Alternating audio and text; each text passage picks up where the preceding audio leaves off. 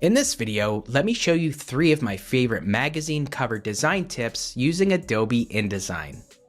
Follow along in this tutorial and learn how to use object layer options to create a cutout effect to the main artwork, use the Type on a Path tool to create curved text around an image, and apply a gradient feather effect to enhance contrast and readability.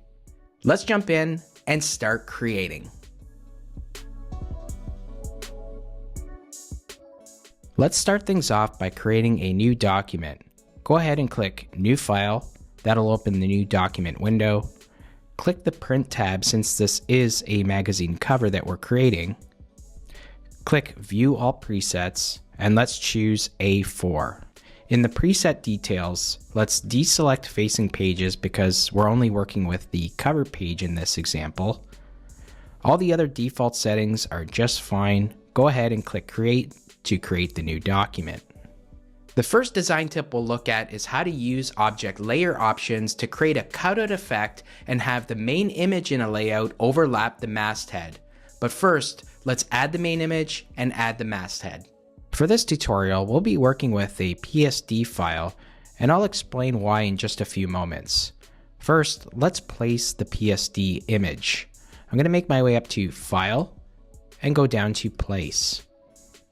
Let's choose the image cover photo _2.psd and click Open. Here it is in my loaded cursor. Now if I click and just drop it in, it'll just drop the image in. However, I want a little bit more control, so I'm going to start in the upper left-hand corner while holding Shift to have more control over the size of the frame. Make your way down to the bottom right and release. I also want to flip the content within this frame. I want the chopsticks to be facing the opposite way. So I'm going to click on the content grabber and in the control panel, just flip horizontally. This is a good time to reposition and resize the content within the frame. So again, click on the content grabber and while holding Option and Command on a Mac, that's Control Alt on Windows, you can also press the greater than key on your keyboard to increase the size. Now we can reposition this by moving it up. The idea in this case is to have the bowl in the image slightly up and to the right. So you can also use your right arrow key and up and down arrow keys to position it how you want. That's a good starting point. Next, let's bring in the masthead. That's the title of the magazine. The font we'll be using for this tutorial is called Montilla Variable, and I've linked it in the description below. Next, let's go ahead and click on the Type tool, and let's draw a frame that goes from one end of the margin to the other. And the name of this magazine is called Nourish, all lowercase. Command-Control-A to select all of the text, and then Shift-Command on a Mac, Shift-Control on Windows. And once again, let's press the greater than key on your keyboard to increase the size of the text. And you'll repeat this step until you get to the size that you like. In this case, I want the text to be somewhere around 180 point. And let's go ahead and change the font now that we're here. By default, it'll be set to Minion Pro. Again, the font we're using is called Montilla Variable. Choose that. And we want the extra bold option here. Let's fit the frame by double clicking the handle. Now this is a font that I like to adjust. You can see that there's room at the top of the text frame and I want it to be snug. So here's a quick tip. Hold Option on a Mac, Alt on Windows, and double click to bring up your text frame options. Go to the baseline options and under offset, let's choose cap height.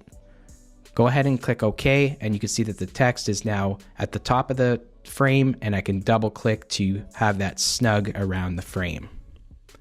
Now I do want this to be 180, let's make it 182. So just go up to your control panel and type in 182 point. Again, you'll just have to adjust the frame accordingly, something like that. And let's just shrink it down a bit. Something like that looks good. I also want to center this to the frame. A quick way of doing that is holding Shift Command, that's Shift Control on Windows, and the letter C. And you'll see by doing that, the text is now centered inside of the text frame. I also want to make this white just so we can see it. So let's have a look. If I double click to make that snug around the frame again, I can reposition this. I want it to be a little bit higher. Maybe something like that looks good. I can move the content up accordingly. I can also increase the size, maybe one more option command, that's Control Alt on Windows and your greater than arrow key, and then just move up the content accordingly. I think something like that looks pretty good. Basically, we want the bowl in the image to be overlapping the text, the masthead. I'm also going to add a tagline for our magazine, which is Canadian Cooking Magazine. And this will be another font called Articulate CF, and I've also linked that in the description below as well. I want this to be medium and white, and let's make it 14 point, and then we'll open up the tracking. An easy way of doing that is hold Option on a Mac, Alt on Windows, and your right arrow key. So open it up to about, let's do 160. You can see that change up top here. I'm going to double click to make sure that that is also snug, and then just move it down just a bit. And then you could just eyeball it. Basically, I want it to take up some of the space above the masthead there. Now that we have our image in place and the masthead on the page, we can go ahead and create another copy of our image, and I'll show you why we'll do that shortly. I'm going to click on it once, and you can go to Edit, Copy, and then Edit, Paste in Place. You can see that the version on top is over the text. Now we're going to be using the object layer options to hide the background on the top version only. So let's right click it and go to Object Layer Options. Now because this is a PSD, all the layers from the PSD can be manipulated in InDesign. So you can see I have a folder here called Group Expand. I went ahead and expanded the image using Gen Expand in Photoshop. So I want to hide that. And I also want to hide the background. So basically all we want is the cutout. You can click on the preview box to preview the work in real time. And once you see that your image is now overlapping the text, go ahead and click OK. The second design tip we'll look at is how to use Type on a Path tool to create curved text around the main image. In this next part, we'll need to create an ellipse shape in order to set up the Type on a Path. So first, let's go to our rectangle frame tool, click and hold until you see the flyout options. Next, choose Ellipse Frame tool. Now we're going to be drawing a circle or an ellipse shape that is roughly around the same size, a little bit larger than the bowl in this image. I'm going to hold Shift and drag to constrain the proportions of that circle. And then once you have something similar to the bowl, you can release. Now, if you need to, you can also add a stroke to this just so you can see the circle as you're drawing it out. And then just use, again, your up and down and right and left arrow keys to adjust that circle accordingly. So something like that will work for now. I'm going to click on none for the stroke on that ellipse shape. And then I'm just going to press W on my keyboard so I can see the guide there. Now I like to zoom in on this a little bit so I can see what I'm doing. And I'm also going to now click on the Type tool, click and hold to select the Type on a Path tool. Now with this, you could just hover anywhere over that path, and you'll notice that once I do, you'll see a little plus icon to add text to that path. If I click that, now I can start typing. And the text here will say quick and delicious. Don't worry so much about the text being upside down for now. Let's just get the text in. Let's make it white so we can see it. And the font that I'm using in this case is called Bomber Brush. So I'm going to select that. And let's make the size something like maybe 30. Something like that will look good. And if I just zoom out, I'll do Command 0 to go back into Fit in View. You'll see that the text is now on the page on our path. So let me double click it again. And this time I'm going to go up to Type and then Type on a path and choose Options. The first thing I want to do is flip the text. So I'm going to click Flip. And I also want to align it to the center of the path. Once you have those settings, go ahead and click OK. And now we'll just need to adjust the text on the path using the handles that are available. They're often hard to see, but you can see them here. If I drag one out like so and drag the other to the right, I'm now able to adjust that text accordingly. So I'll move this one up to the right and then maybe push this one a little bit more to the right. There's also a handle in the middle, but oftentimes it may invert the text. That's why I like to use the two larger handles to maneuver and adjust the text accordingly. And if I go back to my Fit in View and press W on my keyboard, you can see that the text is aligning nicely. Now you might have to increase the size of the ellipse just a bit and then just use your down arrow and right arrow to get a good fit around that bowl.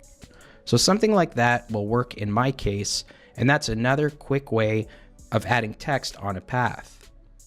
So I just noticed that this is all caps in this font and I don't want it to be. So I'm just going to retype this quick and delicious. And because the font is a little bit smaller now, I'll just readjust it using the handles. And I'll pull this one up just a little bit here, just like so. They can be a little finicky, so just do your best. Find them and then just rotate it just like that. Now we have our text around the shape, and that is looking great. Next, I'm going to add the teaser headlines and then show you how to add a gradient effect to add more contrast and improve the readability.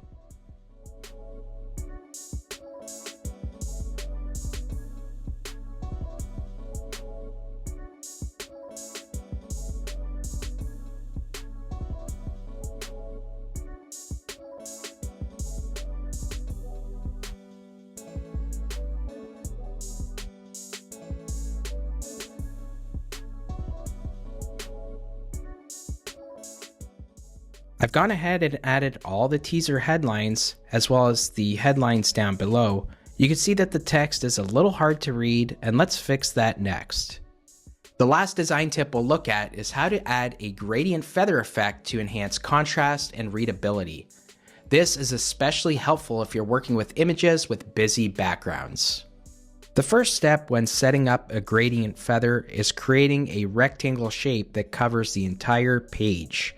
So let's click on the rectangle frame tool, start at the very top, click, hold, and drag a rectangle that covers the entire page. Let's give this rectangle a black color fill. And in the effects panel, which is located in your properties panel, let's apply a gradient feather. Now we're going to have to adjust the angle of this feather. You can do that here. You can see the degrees that you can change here, and I'm going to set it to 90 degrees so it starts from the bottom and moves its way upward. We can also adjust the gradient stop. So I want this to be pretty dark at the bottom and then gradually feather out. So you can adjust the black gradient stop, and you can also adjust the mid slider between the white and the black. Something like that looks good for now. Again, we can adjust this if need be. Let's go ahead and click OK. Now we're going to have to send this backwards so it's behind the image and behind the text. So let's click on our selection tool, that's the black arrow. And while holding Command, that's Control on Windows, press the left square bracket to start sending that shape backwards. And you can see that my text is starting to come to the foreground. And you can see that the image is now in the foreground. That's the cutout image. We just need our masthead, and that looks pretty good. You can see that the text is a lot easier to read. Now, the only problem with this is you can't really see the chopsticks or the parsley and other details in the image. So to address that, you can just tone down the opacity here in the properties panel. Just bring it down bring it down a little bit more to maybe 70%. And we can also add a blend mode so it blends into the background. If I click opacity, and if you click normal, we could choose multiply to multiply that into the background, and you can see that looks a lot more seamless. If you want to add more detail, just tone down the opacity a little bit more. Just be mindful of the details in the background, and if your text is legible, then you're good to go. Thanks for watching, and I hope you enjoyed this video on 3 of my favorite magazine cover design tips using Adobe InDesign. If you found this video helpful, give it a like. Also, don't forget to hit the subscribe button to stay up to date with all my latest tutorial content. Until next time, take care and keep creating.